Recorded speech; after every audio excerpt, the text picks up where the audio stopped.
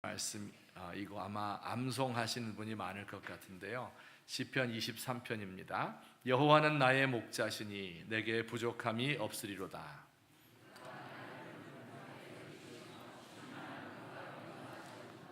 내 영혼을 소생시키시고 자기 이름을 위하여 의의 길로 인도하시는도다.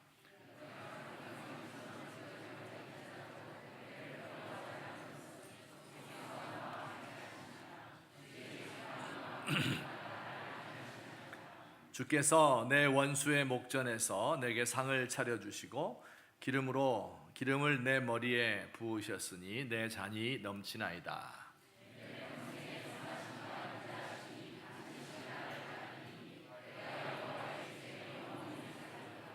아멘. 요한복음 10장 1절에서 5절입니다.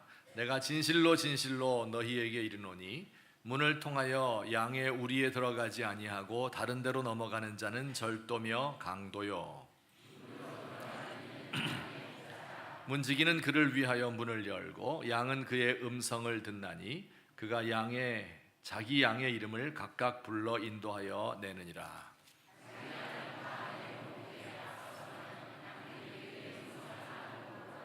같이 봅니다. 타인의 음성은 알지 못하는 고로 타인을 따르지 아니하고 도리어 도망하느니라. 아멘.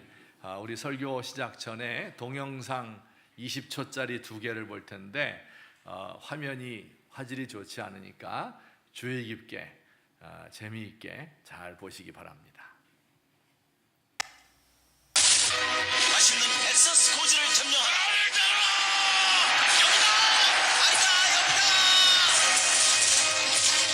맛있는 엑서스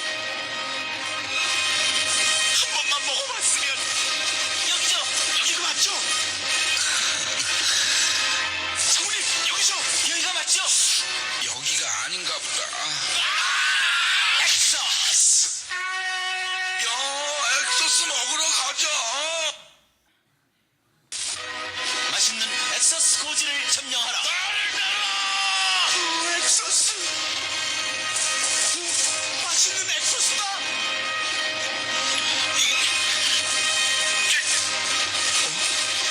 얘들아, 이번엔 진짜죠? 성우님 틀림없죠? 어제 거긴가 보다. 엑소스. 슈퍼에 있다. 기억하시겠습니까? 한 20년쯤 된 광고인데요. 아주 유명한 말이죠. 여기가 아닌가배. 두 번째는 어제 거기가 맞는가배. 두 가지입니다. 인도자를 잘못 만난 병사들의 운명이 그렇죠. 이 조형기가 저렇게 젊었을 적 광고, 20년 전 광고인데요. 제 뇌리에 아주 강하게 남아 있습니다. 인도자가 된다는 것이 얼마나 중요한가 하는 것을 알려주는 내용입니다. 우리 인생에도 인도자들이 있습니다. 태어나자마자 부모님들이 우리의 인도자이죠. 사춘기가 되면 부모의 말보다는 선배나 선생님들의 말을 더 존중합니다. 대학에서는 교수님들이, 또 직장에서는 멘토들, 상사들이 있고, 또 신앙생활 하시는 분들은 영적 지도자들이 우리의 길을 인도합니다. 또 국가에도 지도자들이 있을 거예요. 그런데 어느 순간에 우리가 깨닫게 됩니다. 이들은 진정한 우리의 인도자가 될 수 없다 하는 것을 알게 됩니다. 잘못 인도해 놓고서 여기가 아닌가 배 하기도 하고, 아닌가 어제 거기가 맞나 이렇게 말하기도 합니다. 어떤 사람은 아닌 것을 우기기도 하고요, 혹은 어떤 사람은 자기도 자기의 길을 잘 알지 못하고 헤매고 있습니다. 저에게도 스승님들이 있어요. 옛말에 스승님 그림자도 밟지 않는다. 저는 순종하는 범생이었잖아요. 그래서 선생님 말은 다 따르려고 순종하려고 노력했습니다. 그런데 언젠가부터 알게 되었어요. 선생님도 교수님도 다 삶에 어려움이 있고 고민하고 슬퍼할 때도 있고, 또 다 잊고 싶어서 술에 만취되는 모습도 보았고, 또 어쩔 수 없는 상황들 때문에 제자들 보기에 부끄러운 행동을 하기도 한다 하는 것을 알게 되었습니다.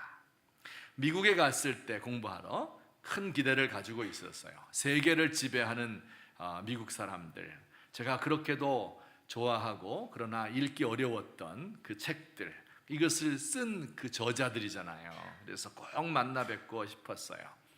만나보니까 키가 크고 코가 오뚝하고 눈이 파랗고 정말 아는 것도 많고요. 그리고 가장 부러웠던 것은 영어를 너무 잘하는 거예요. 그래서 제가 어떻게든지 많은 걸 배워야 되겠다 생각을 하고 열심히 쫓아다녔죠. 그런데 시간이 지나면서 그 기대가 실망으로 바뀌었습니다. 어떤 분은 실력이 정말 없는 분, 영어를 조금 알아들으니까 실력 없구나 하는 걸 알게 되기도 했고, 또 어떤 분은 현실에 대한 고민이 전혀 없이 자기 옛날에 배운 노트만 울거먹고 있는 분도 있었습니다. 어떤 분은 동양 사람이라고 해서 아주 대놓고 하진 않았지만 약간의 차별을 하는 사람도 있었고, 또 어떤 분은 총장이 되는 것을 목표로 삼고 있는 분도 있었습니다. 정말 존경할 만한 분도 두어 분 계셨는데 너무 바쁘신 것 같아요. 저에게 특별히 시간을 내어준 적이 별로 없습니다. 우리 살다 보면 불현듯 깨달을 때가 있습니다. 내가 지금까지 배워왔던 대로 살아왔다 이렇게 자부하는데 어느 날 사회적인 비난과 조롱의 대상이 되었을 때 우리는 당황하게 됩니다.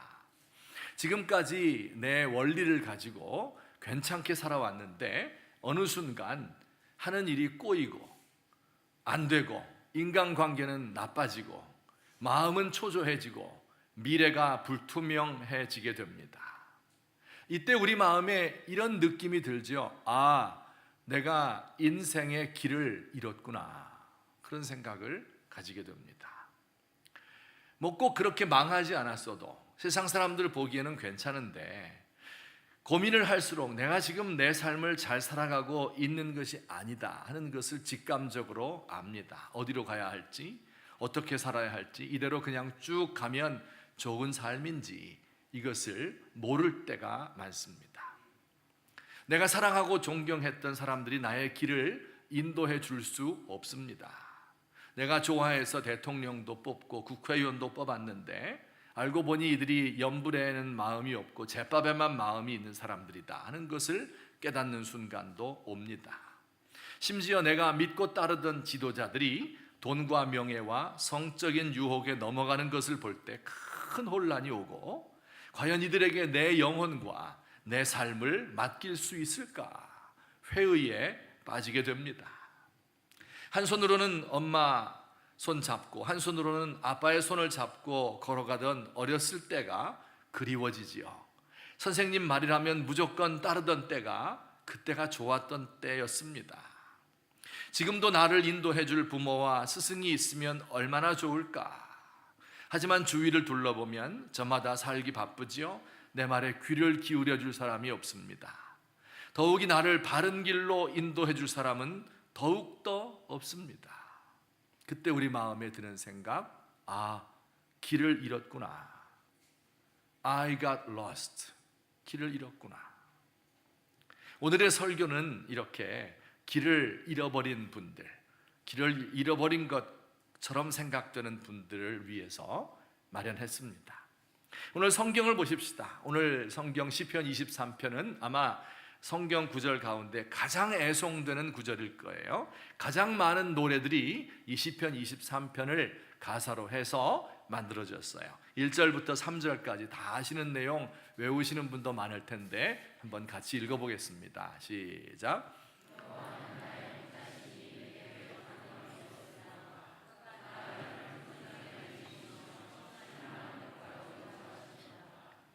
내 영혼을 소생시키시고 자기 이름을 위하여 의의 길로 인도하시는도다. 아멘. 여호와가 나의 목자이시다.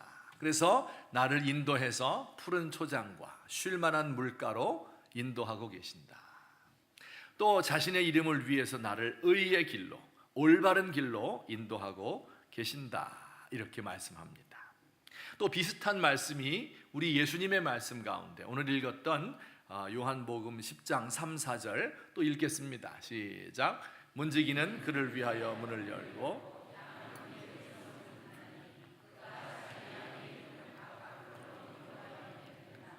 자기 양을 다 내놓은 후에 앞서가면 양들이 그의 음성을 아는 고로 따라오되. 똑같은 말씀이죠. 27절도 반복합니다.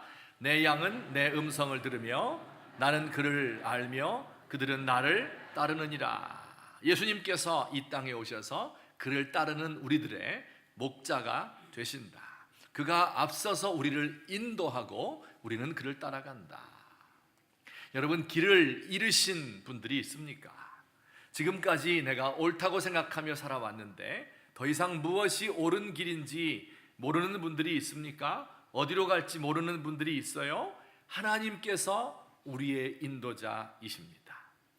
하나님은요, 우리가 이 땅에서 좋은 일하고 착한 일하고 교회 열심히 다니면 천국 들여보내주고 그렇지 않으면 지옥불에 던져버릴 거야, 이런 분이 아닙니다.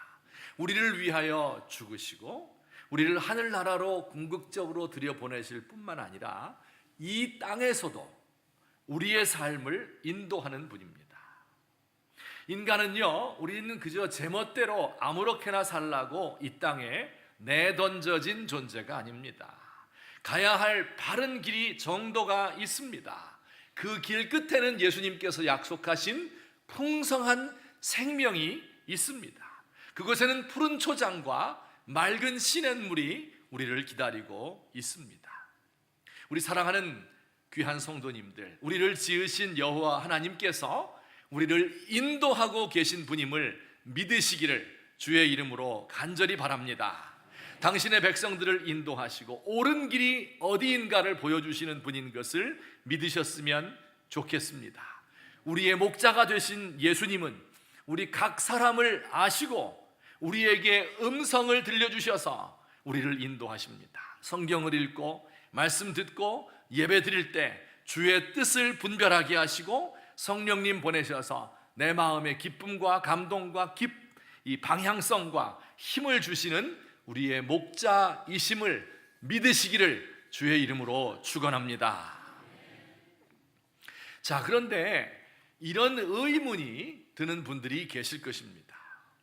자, 성경에는 하나님께서 우리의 목자가 되셔서 어디로 인도한다고요? 푸른 풀밭으로, 그리고 쉴만한 물가로 인도하신다고 하셨지요. 그런데 지금 나의 환경은, 내가 있는 곳은 푸른 초장이 아니에요. 쉴만한 물가가 아닙니다. 풀도 하나도 없고 갈증이 나서 죽을 지경입니다. 예수님께서 약속하신 풍성한 생명, 이것을 누리지 못하고 있습니다. 개인적으로 미래를 기약할 수 없고 나를 사랑하거나 케어해주는 사람도 없고 나를 둘러싼 환경은 나를 압박하기만 합니다. 여러분, 여호와가 우리의 목자이시고 예수님께서 우리의 인도자가 되셔서 그 모든 좋은 것들을 주신다고 했는데 왜 우리의 삶은 이렇게 어려운 것일까요? 왜 우리는 항상 이렇게 고민과 고통 속에서 살아가야 하는 것일까요? 이런 질문이 들지요. 오늘 그 이유를 제가 두 가지로 설명을 해드리도록 하겠습니다. 우선 첫째, 우리 다 같이 화면을 보고 읽으시도록 하겠습니다. 다 같이 시작.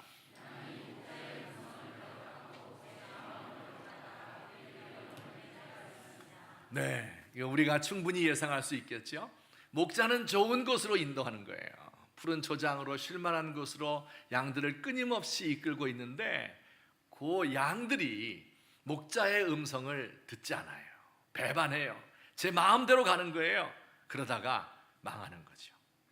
여러분, 제가 지난 시간에 이야기했는데, 지난 시간이 아니고 3주 전이죠, 그죠? 3주 전에 말씀드렸는데 예수님의 음성을 듣는 법 혹시 기억하십니까?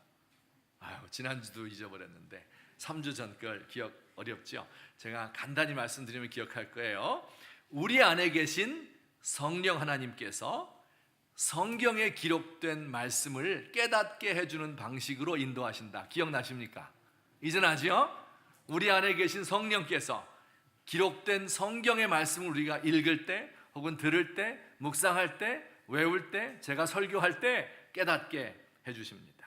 그래서 매일 아침 하나님과 조율하고 때로 인생의 중요한 갈림길이 오면 더 깊이 기도해야 된다고 제가 말씀드렸습니다.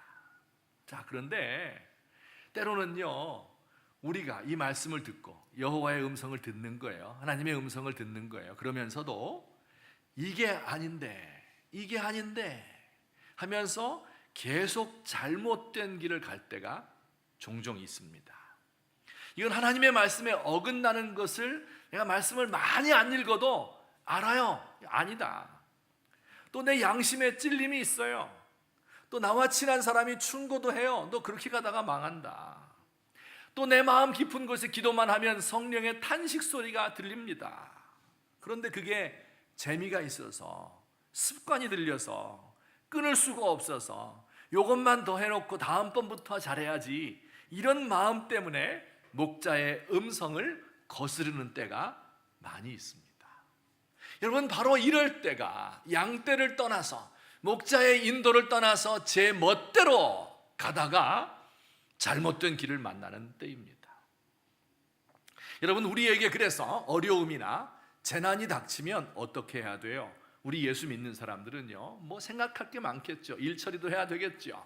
또 보통 그런 문제가 생기는 것은 대부분은 사람들을 통해서 오기 때문에 그 사람들을 원망하는 마음도 마음속에 생기지요. 이거 어쩔 수 없어요. 인간이기 때문에. 하지만 진정한 예수 믿는 사람이라면, 정말 예수님의 양떼라면 더 깊이 생각해야 돼요. 내가 하나님 앞에서 어떤 삶을 지금 살고 있는가? 정말 내가 목자의 음성을 알아듣고 그 길을 따라가고 있는가? 하나님 앞에 통회하고 회개하고 자기 자신을 깊이 돌아보아야 합니다. 혹시 우리 가운데에서 이런 분들이 있다고 하면, 내가 주님의 음성 잘못된 것 알면서도 잘못된 길을 가고 있다가 그래서 지금 고통을 당하고 있는 분이 있으면 즉시로 돌이킬 수 있는 저와 여러분 되시기를 주의 이름으로 축원합니다. 자, 근데 이 참 재미있는 현상이 있어요. 예를 들어서 이 멀쩡하던 사람이 자동차 사고를 당했다고 합시다. 뭐 아니면 어떤 병에 걸렸다고 해도 좋고, 아무튼 어쨌든 예상하지 못했던 어려움을 만났어요. 근데 차는 다 부서졌어요. 그런데 이 몸이 멀쩡한 거예요. 그래서 한 두어 주 입원하면 낫게 되었어요. 자, 그러면 이 사람 만나서 신방 가면 100이면 100 똑같은 고백을 합니다. 뭐라고 얘기하는 줄 아세요? 하나님 은혜 감사합니다. 야, 내가 이번 사고에 꼭 죽을 뻔했는데, 죽는 그런 순간인데 하나님이 제 생명을 보호해 주셔서 감사합니다. 때마침 앰뷸런스도 오고 때마침 좋은 병원 만나서 참 감사합니다. 이렇게 하나님께 감사하는 이야기를 합니다. 저 그때마다 생각해요. 이거 좀 우스운 얘기 아닌가? 왜냐하면 정말 하나님이 우리를 보호해 주시고 인도해 주시려면 아예 사고가 안 나야 하잖아요. 그렇죠? 아닌가요? 쓰는 김에 좀 더 쓰시지, 아예 사고 안 나게 해주시면 그게 더 좋은 건데, 근데 사고가 났는데 요만큼 조금 나서 감사합니다, 이것을 늘 감사한단 말이죠. 아니면 아예 딴 사람 사고 났을 때 난 아직 안 났거든요. 그러면 그게 감사하든지, 그죠? 이래야 되잖아요. 근데 이상하게도 사람들은 사고 안 났을 때는 감사 안 하고 나서 덜 죽었을 때 그때는 감사해요. 이게 왜 이럴까? 참 이론적으로는 이해가 안 가는데요, 이게 신앙인의 비밀입니다. 왜 이런 현상이 일어나는 걸까요?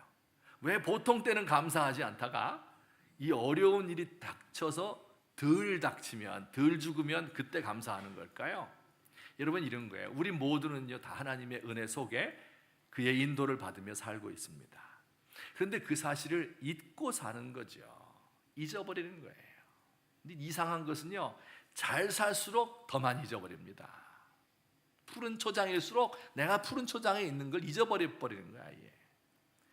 요새 세상에 몸 아프면 병원 가고, 문제 생기면 돈으로 해결하고, 법적인 어려움 생기면 변호사에게 가지요. 하나님이 별로 필요 없을 것 같아.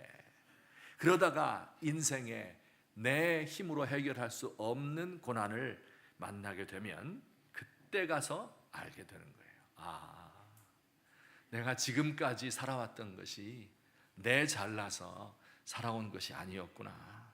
이 모든 것이 하나님의 은혜요, 하나님의 돌보심이었구나 하는 것을 그제서야 깨닫게 돼요.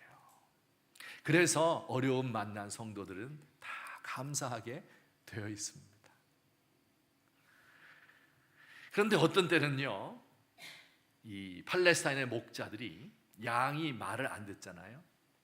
안 들으면 채찍으로 때려서 몰아넣고, 그래도 계속 안 듣잖아요.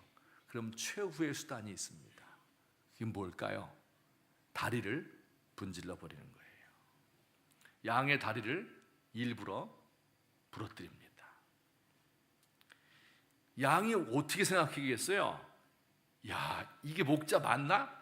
이게 내 다리를 부러뜨리다니, 어떻게 이럴 수가 있는가 하면서 막 원망하고 불평하고 뭐 난리 나겠죠, 양의 입장에서 볼 때. 그런데 목자는요, 그때부터, 양의 다리를 부러뜨린 그때부터 그 양을 목에 둘러 매고 갑니다. 이 양은 걷지 못하니까 목자에게 업혀서 갈 수밖에 없지요. 처음에 발버둥 칠지 몰라도 힘이 빠지게 되고, 그때 목자에게 자신을 온전히 의탁하게 됩니다. 이렇게 무거운 나를 지고 가는구나. 목자의 진심을 알게 되고 그와 가까워지게 됩니다. 자, 여러분, 세 가지의 옵션이 있어요. 어떤 게 제일 좋을까요? 1번, 매일 하나님의 음성 듣고, 매일 하나님과 조율하고, 매일 간절한 마음으로 기도하고, 매일 깨어있어 주님과 늘 동행하고, 정말 바른 길을 가는 목자의 인도를 따르는 사람, 1번입니다. 되시면 좋겠죠? 2번이 있어요. 2번은 뭘까요? 잘못 가요. 그러면 목자가 한 대 때리고, 툭툭 치고, 막대기로 한 대 때리고, 그러면 아이고 무서워라 하면서 제 길을 가는 겁니다. 이게 2번이에요. 세 번째, 어떤 사람? 다리 부러져 봐야 아는 사람. 이런 사람 되시면 좋겠습니까? 근데 이 세 번째 사람도 좋아요. 왜냐하면 그때 목자와 더 가까워지거든요. 다리 부러뜨려 놓고 치료되는 한 달 동안 그를 업고 다니거든요. 우리 예수님께서 우리의 삶을 이렇게 인도하시는 분이다. 우리가 가능하면 1번으로, 그죠? 늘 목자의 음성을 듣고 따라갈 수 있는 저와 여러분 되시기를 예수님의 이름으로 축원합니다. 두 번째, 우리 문제가 뭐였죠? 예수님이 우리의 길을 그렇게 풍성하게 인도한다고 했는데 왜 우리의 삶은 풍성하지 못한가? 왜 고난투성이인가? 두 번째입니다. 다 같이 시작.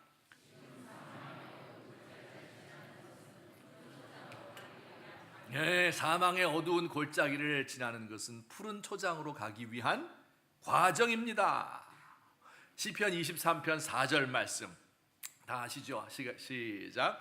내가 사망의 음침한 골짜기로 다닐지라도 해를 두려워하지 않을 것은 주께서 나와 함께 하심이라. 주의 지팡이와 막대기가 나를 안위하시나이다. 아멘.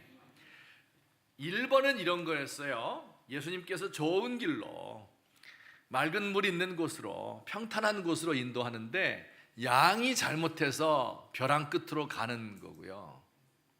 이번에는 목자가 아예 양떼들을 그 사망의 음침한 어두운 골짜기로, 죽음의 골짜기로 몰고 가는 겁니다. 그곳은 물도 없고 풀도 없고 바위 투성이라 미끄러져서 넘어지기 쉬운 곳이고, 전갈과 뱀이 있는 곳이고, 늑대와 승냥이가 노리고 있는 곳이에요. 여러분, 하지만 왜 목자가 이 길을, 양들을 데리고 갑니까? 그 골짜기를 지나야 푸른 초원이 펼쳐지기 때문에 그래요. 목자가 양들을 이곳으로 인도하는 까닭은 이곳을 지나면 정말 좋은 곳이 양떼들에게 놓여 있기 때문에 그 음침한 죽음의 골짜기를 양떼들을 몰고 가는 겁니다. 여러분, 제가 좋아하는 찬송 하나 있습니다. 제가 태어나기도 전에 돌아가신 우리 할아버지께서 좋아하던 노래이고 우리 아버지도 좋아하시고 저도 좋아하는 찬송입니다. 373장인데요. 고요한 바다로 저 천국 향할 때 주 내게 순풍 주시니 참 감사합니다.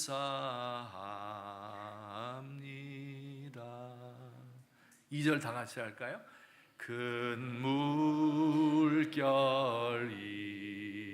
일어나 나 쉬지 못하나 이 풍랑으로 인하여 더 빨리 갑니다. 이 풍랑으로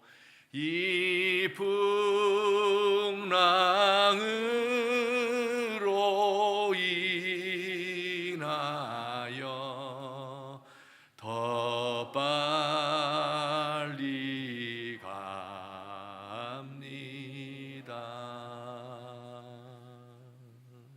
고요한 바다로 순풍에 돛을 달고 쫙 펼쳐진 망망대해를 향해서 여행하면 얼마나 좋습니까? 우리 인생이 그렇게 되면 좋아요. 근데 때로는 큰 물결이 일어나요. 큰 파도가 치고 그래서 우리는 쉴 수가 없습니다. 하지만 지나고 보면 그 풍랑 때문에 더 빨리 목적지에 도착하게 되었구나. 그 고생을 참고 견디다 보면 나도 모르는 사이에 그 폭풍이 축복이 되어서 더 나은 나를 만들어 주는구나 하는 것을 우리가 알게 됩니다. 자, 여러분, 한 가지 의문점이 또 생겨요. 잘 들어보세요. 어려운 질문이에요. 하나님께서 우리를 인도하신다고 그랬잖아요. 근데 꼭 좋은 길로만 인도하는 것이 아니라 이 사망의 음침한 골짜기로도 인도하신다고 했지요. 자, 그러면 그렇게 고생스럽게 인도하시는데 너 앞으로 이런 고생 만날 거야. 요거 몇 년만 참으면 돼. 이렇게 구체적으로 가르쳐 주실까요? 아니면 안 알려주시고 그냥 따라오라고 하실까요? 문제 어렵죠? 다시 한번 1번 하나님이 이렇게 우리한테 가르쳐 주는 거예요. 자, 지금부터 고생길이야. 근데 조금만 참으면 돼. 좀만 지나면 딱 2년 6개월만 참고 너 요 사업에 딱 손대면 그러면 좋은 일 생길 거야.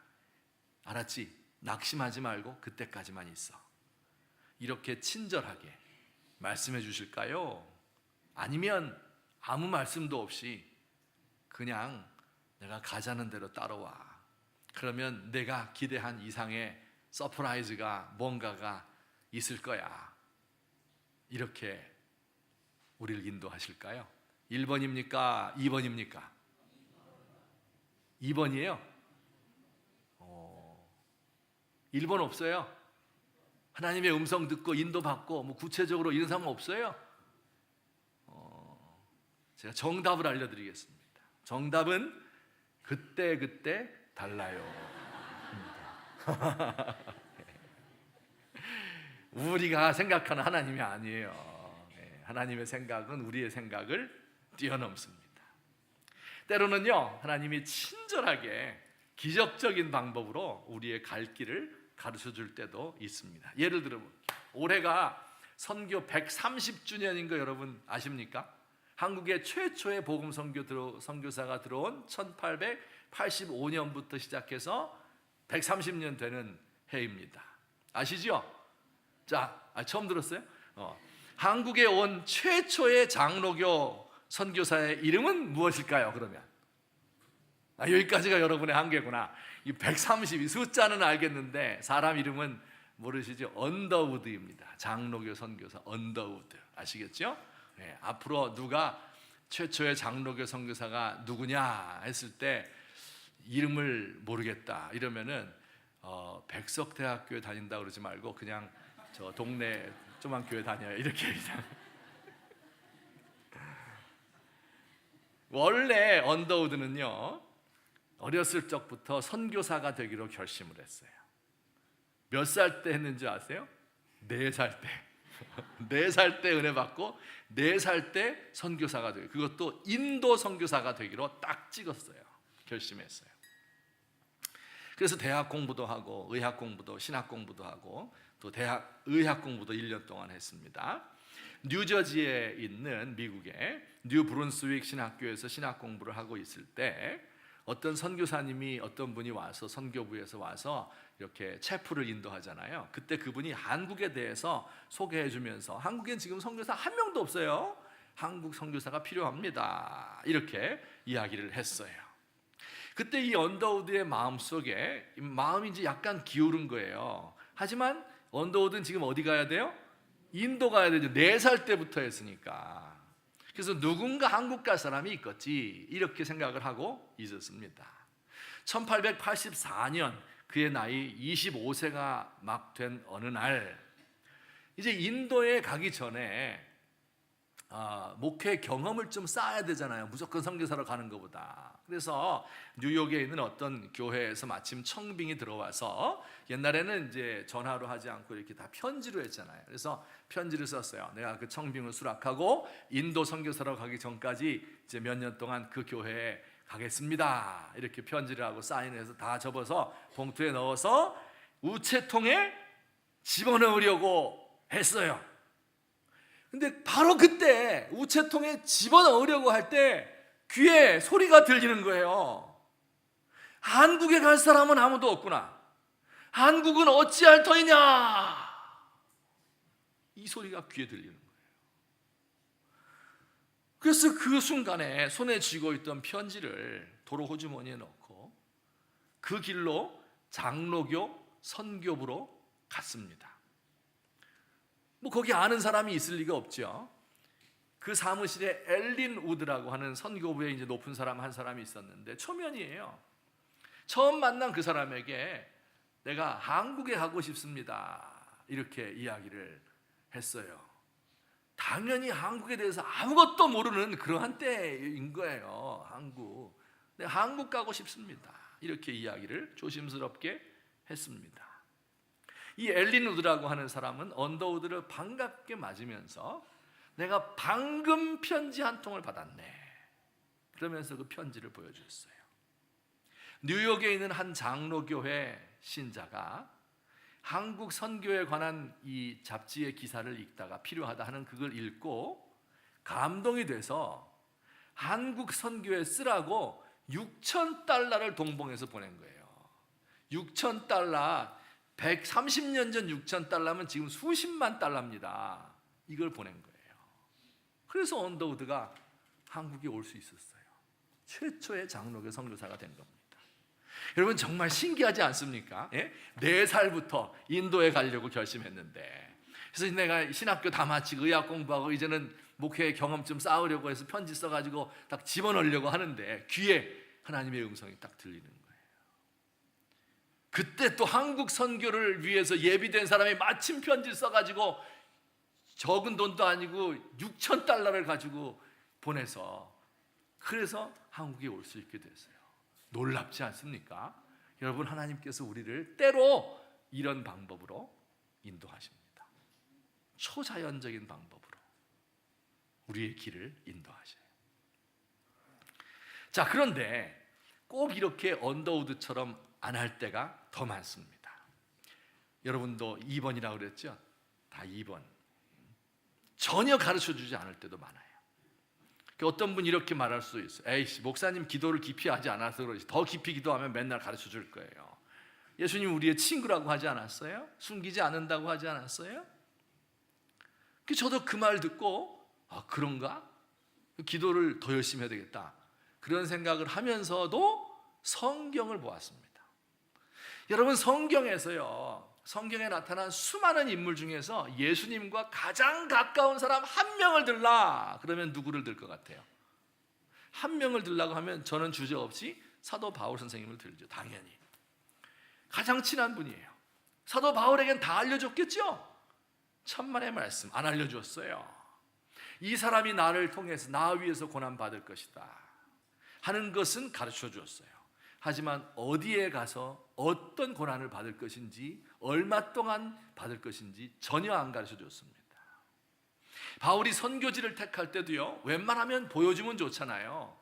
근데 보여준 거 딱 한 번 있어요. 마게도냐로 와라 이렇게 한 번 보여준 거 외에는 전부 다 안 보여줬어요. 그래서 가서 전도 못하고 딴 데로 간 적도 많아요. 바울은 예루살렘에 가면서 이렇게 친히 이야기했어요. 내가 예루살렘에 가서 무슨 일을 당하는지 나는 알지 못한다, 이렇게 말했어요. 가이사랴 감옥에 2년 동안 갇혀 있을 때도 얼마나 석방되고 싶었는지 몰라요. 안 가르쳐 주었어요. 몇 년 감옥에 있을지. 로마에서 1차 투옥 당할 때도 자신이 석방될 것인지 사형을 당할 것인지 몰랐습니다. 여러분, 사도 바울에게도 안 가르쳐 줬어요. 우리에게도 안 가르쳐 줘요. 우리 같으면 어떤 목에다가 치킨 가게 내면 좋을지 꿈으로 딱 보여주면 얼마나 좋아요. 아들 녀석 어떤 대학에 지원하면 붙을지, 그게 S자인지 K자인지 요것만 딱 보여주면 좋을 텐데, 각각의 이름을 불러서 다 알고 인도하신다며 계획을 가지고 계신다면서요. 언제 병 걸릴지, 언제 고침받을지, 언제 죽을지 이런 거 좀 알려주시면 안 되나요? 근데 안 가르쳐 주세요. 왜 안 가르쳐 주실까? 척척 가르쳐 주면 얼마나 좋아요. 견디기도 좋고, 다른 사람 전도할 때도 자 봐라 이렇게 기적이 있다. 안 가르쳐 주는 중요한 이유가 있습니다. 이 이야기만 드리고 말씀을 맺겠습니다. 이렇게 생각해 봅시다. 재벌 3세 아들이 있고 고위 공직자 딸이 결혼을 해요. 어렸을 적부터 귀공자, 귀공녀로 자란 사람들, 아들이 잘 생겼어요. 딸도 아주 귀티가 흐릅니다. 아버지들끼리 인연도 있고 서로 이해관계도 있고 결혼을 하게 됐어요. 최고급 호텔 예약하고 유재석이 와서 사회 보고 KBS 오케스트라에서 반주를 막 해요. 이 한 달 동안 세계 일주를 하면서 신혼여행을 다녀왔습니다. 신혼집도 아이파크에 그냥 최고급으로 꾸미고 이제 외제차도 한 대씩 따로따로 다 사고 말이죠. 예. 자, 과연 이 두 사람이 서로를 좋아할까요? 이 두 사람이 서로를 사랑할까요? 안 할 것 같아요? 하지요. 왜 그렇게 꼭 부정적으로 생각해요? 왜? 부자는 사랑도 못합니까? 돈 있으면? 예. 저 같으면 더 사랑할 것 같은데. 예? 근데 말이에요, 10년 동안 잘 살았어요. 그러다가 이 가정에 시련의 바람이 불었습니다. 재벌 대기업이 무너지기 시작해요. 딸의 아버지는 선거에서 2번 연거푸 낙선을 하고 집안이 풍비박산 났어요. 그만둔 재산 다 차압당했어요. 하루아침에 알거지 무일푼 신세가 되고 말았습니다. 자, 여러분, 이때 남편이 아내에게 물을 수 있는 말이 있어요. 할 수 있는 말이 있어요. 이전에는 무슨 말 주로 했을까요? 너나 좋아하니? 난 당신 너무너무 사랑해. 수천 번, 수만 번 이야기했을 거예요. 그런데 이 이야기는 한 번도 안 했는데 그 이야기를 꼭 해야 될 때가 왔어요. 그 이야기가 뭡니까? 당신 나를 신뢰합니까? 이걸 묻는 거예요. 이 질문은 이때밖에 못하는 거예요. 그 전에 사랑합니다, 좋아합니다, 너 너무너무 예뻐, 온갖 이야기 해봐야 그 다 들을 수 있어요. 다 할 수 있어요. 하지만 다 말아먹고 다 망하고 난 뒤에, 무능하게 된 뒤에, 병 걸린 뒤에, 이제는 소망이 없는 인간이 된 뒤에 할 수 있는 유일한, 그때만 할 수 있는 질문, 당신은 나를 신뢰하느냐? Do you trust me? 이게 할 수 있는 질문이에요. 그때 아내가 대답할 수 있는, 그때만 대답할 수 있는 대답이에요. 예, 저는 당신을 신뢰합니다. 무슨 일이 벌어지든지 어떤 어려움이 있든지 당신을 믿습니다. 신뢰합니다. 이렇게 말할 수 있어요. 제가 어젯밤에 곰곰이 생각해 보았어요. 사람이 사람에게 할 수 있는 가장 좋은 칭찬이 무엇일까? 내가 들었을 때 가장 행복한 말이 무엇일까? 뭐 같아요? 아우, 너무너무 예쁘시네요. 오늘 화장 너무 잘 받으셨네요. 너무 좋지요? 이런 말 들으면 좋아요? 내가 넌 좋아한다. 젊은 처녀 총각 사랑합니다. 말 들으면 가슴 벌렁벌렁 뛰고 난리 나죠. 여러분, 그러나 인생에서요, 인간이 사람들끼리 할 수 있는 가장 위대한 말, 가장 위대한 질문, 당신은 나를 신뢰합니까? 나는 당신을 신뢰합니다. 이 말이 최고의 말이에요. 성경에 보면요, 그 모든 사망의 음침한 골짜기를 지나다니던 사람들, 그들이 최후로 한 이야기들이 뭐겠어요? 나는 하나님을 신뢰합니다. 여러분, 이 고백을 하나님이 듣고 싶으신 거예요. 그래서 우리를 가르쳐 주지도 않고 그 음침한 골짜기로 자꾸 이끌고 가는 것입니다. 욥이란 사람의 고난을 잘 알지요. 그가 이런 고백했어요. 내 모태에서 적신으로 나와 싸운즉 적신으로 돌아갈 것이라. 주신 이도 여호와시요 가져간 이도 여호와시니 여호와께서 찬송을 받으실지로다. 위대한 고백이에요. 우리가 하나님께 복을 받았으니 저주도 받지 않겠느냐? 더 위대한 고백입니다. 하지만 욥의 가장 위대한 고백, 이것은 욥기 13장에 나오는데 뭐예요? 그가 나를 죽이실지라도 나는 그를 의뢰하겠습니다. 그가 나를 죽이실지라도, 내가 어떤 고통 가운데 있을지라도, 어떤 환난 가운데 있을지라도, 소망이 보이지 않고 앞이 깜깜한 가운데 있을지라도, 꼭 죽을 것 같은 상황에서도 나를 살리실 분은 당신밖에 없기 때문에, 나를 인도하실 분은 주님밖에 없기 때문에 당신을 신뢰합니다. 이것이 그의 고백이었어요. 그 고백은요, 사람이 한 최고의 고백이고, 또한 동시에 예수님께서 우리에게 하고 있는 말씀입니다. 예수님도 나도 너를 신뢰한다, 나도 욥 너를 신뢰한다 말씀하는 거예요. 여러분, 우리가 신뢰받을 만한 가치가 있습니까? 우리가 하나님에게 믿음을 준 적이 있습니까? 그런데도 하나님은 우리에게 신뢰한다 말씀하는 거예요. 내 양은 내 음성을 들으며 나는 그들을 안다. 그래서 그들은 나를 따른다. 이것이 우리 주님의 우리를 향한 사랑의 고백이고, 우리가 사망의 음침한 골짜기를 지나갈 때 아무런 길도 보이지 않고 소망도 없을 때 최후로 붙들어야 할 말씀, 그가 나를 죽이실지라도 나는 그를 의뢰합니다. 이 믿음 간직하시는 저와 여러분 되시기를 주의 이름으로 축원합니다. 그 길의 끝에 뭐가 있기 때문에, 그 음침한 골짜기의 끝에는 그 주님의 손을 붙들고 가면 영원한 생명, 풍성한 생명, 푸른 풀밭, 쉴 만한 물가, 여호와의 집에 영원히 거할 수 있는 이런 은혜가 저와 여러분들에게 평생 있어지기를 주의 이름으로 축원합니다. 같이 한번 기도드리겠습니다. 오늘 들은 말씀 생각하며, 내가 못된 양처럼 목자를 떠나가지 않도록, 양떼를 떠나지 않도록, 교회를 떠나지 않도록, 주님 품 떠나지 않도록 도와주십시오. 내 다리 부러뜨리지 말고, 혹시 이 중에 다리 부러진 분 있을 것 같아요. 주님 나를 업고 가시는데 주님 고맙습니다. 기도합시다. 또 때로 우리가 정말 사망의 어두운 골짜기를 다닐 때에도 나를 믿어주시는 분, 나도 그분을 믿습니다. 신뢰합니다.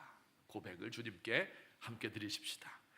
사랑과 자비가 많으신 우리 하나님 아버지, 주님의 은혜를 진심으로 감사드립니다. 무지하고 연약한 저희 하나님이 사랑하시고 도우시고 지금까지 은총을 감사합니다. 하나님 아버지, 그러나 제가 목자의 음성 실어서 딴 길로 가고 양심의 가책이 되는 일도 행하고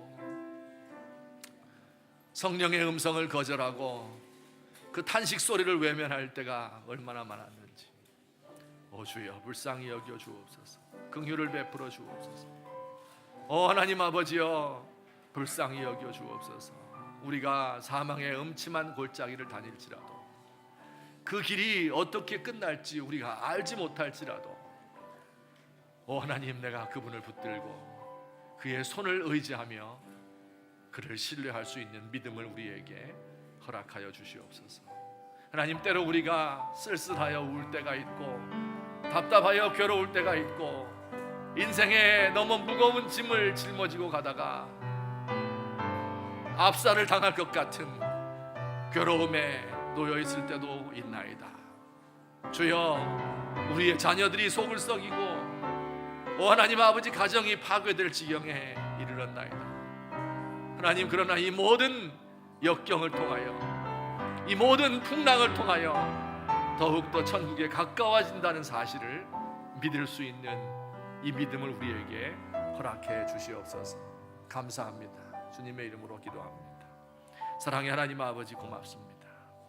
여호와 나의 목자시라, 내게 부족함이 없으리로다. 그가 나를 푸른 초장에 누이시고 쉴 만한 물가로 인도하시는도다. 내가 비록 사망의 음침한 골짜기를 다닐지라도 해를 두려워하지 않을 것은 주께서 나와 함께 하심이라. 주의 지팡이와 막대기가 나를 위로하십니다. 이 고백이 우리의 삶 속에서 떠나지 않도록 우리를 인도하여 주옵소서. 예수님의 이름으로 기도하옵나이다. 아멘. 우리 다 함께 찬송가 387장인데요. 이 찬송은 이 사연이 있는 찬송이에요. 387장 멀리 멀리 갔더니, 이 찬송을 작사하신 분은 베어드 선교사라고 하는 분의 부인입니다. 숭실대학을 세운 베어드 선교사의 부인이에요. 이분이 한국의 모습을 보면서 1895년, 지금부터 120년 전 명성왕후가 우리의 국모가 일본인 낭인에 의해서 시해되고 열강에 둘러싸여서 이제 아무런 희망을 볼 수 없는 그런 우리 조국을 바라보며 지은 노래입니다. 우리 같이 가사를 생각하며 함께 부르겠습니다.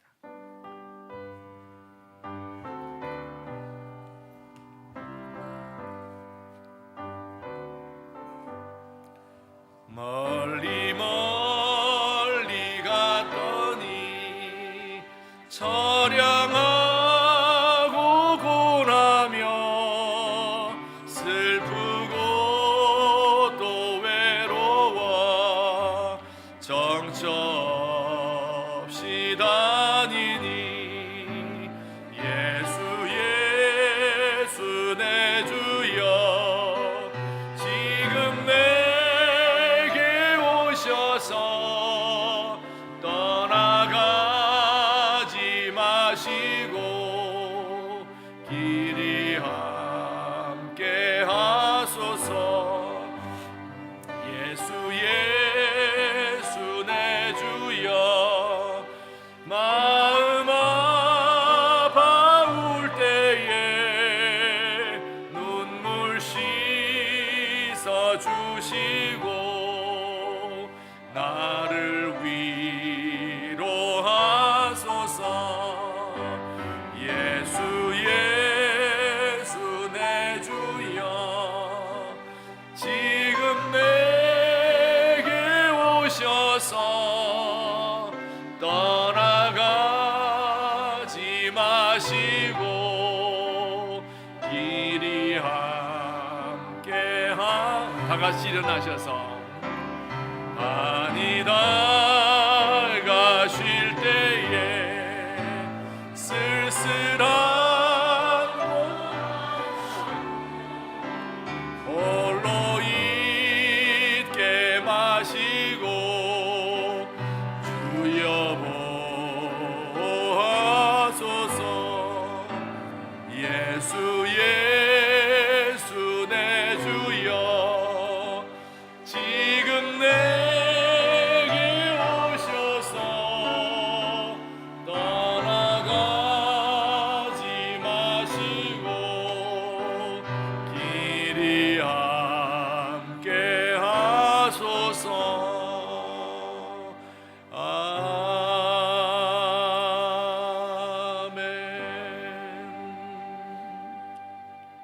사랑의 하나님 아버지, 오늘도 우리 주님의 기르시는 양들이 우리 주님의 목자의 음성을 듣기 위하여 주의 전에 모여서 주님을 예배합니다. 주여, 우리에게 주신 예물들, 물질들, 이 모든 것이 다 하나님께로부터 온 것을 고백하는 마음으로 주께 귀한 예물을 바쳤습니다. 주여, 기쁘게 받으시고 하늘나라 위하여, 이 땅의 모든 죽어가는 영혼들을 위하여, 선교 사역을 위하여 마음껏 사용하여 주시옵소서. 하나님 아버지, 우리 사랑하는 귀한 성도들, 그 삶의 은혜와 복을 주시고 마치 순풍에 돛을 단 것처럼 그 길이 평탄하도록 도와주옵소서. 하지만 때로 우리가 풍랑을 만나고 괴로움을 겪어도 우리 하나님의 손을, 그 붙든 손을 놓지 않을 수 있도록 우리가 주님을 신뢰하는 마음을 우리 가운데 가득하게 채워주시옵소서. 하나님, 질병으로 인하여서 고통을 당하고 정신적인 문제로 인하여서 괴로워하고 가정이 파탄날 지경에 놓여 있고 자녀들은 속을 썩이고 하나님, 우리의 사업은 어렵고 그리고 또 절망과 좌절감이, 우울감이 우리 가운데 몰려들 때가 얼마나 많은지 모릅니다. 주여, 그러나 우리의 목자가 되신 예수님, 우리를 궁극적으로 이 어둠의 골짜기 통과하여서 푸른 초장에 쉴만한 물가로 인도하시는 우리 예수님을 의지하며 그의 손 붙잡고 나아갈 수 있도록 도와주시옵소서. 우리 연로하신 부모님들은 영육간에 강건하게 하시고 노년을 복되게 하시며 그들의 삶과 죽음이 위험이 있을 수 있도록 하나님 도와주시옵소서. 하나님, 이 세상에 많은 짐을 짊어지고 가는 가장과 주부들의 그 모든 짐을 주님께서 대신 지시며 우리의 자녀들 해외에 나가 있고 또 군문에 입대해 있고 혹은 시험을 앞두고 있는 모든 사랑하는 종들, 한 사람 한 사람, 한 심령 한 심령을 주께서 사랑하여 주시옵소서. 주여, 주님께서 우리 교회, 우리 총회, 또 우리 학교를 주님께서 기억해 주셔서 참으로 하나님의 인도를 받는, 주의 음성을 듣고 그 뜻을 따라가는 하나님의 기관 될 수 있도록 주여 역사하여 주시옵소서. 이제는 우리 주 예수 그리스도의 은혜와 하나님 아버지의 사랑과 성령님의 교통하심이 오늘 주 앞에 나와 경배 찬양하며 우리 주님의 좋은 양떼로서 그 음성 순종하기를 즐겨하는 주의 사랑하는 백성들 머리 위에, 허스오양가 학교 모든 학생들과 교직원들 머리 위에 이제부터 영원토록 함께 계실지어다. 아멘.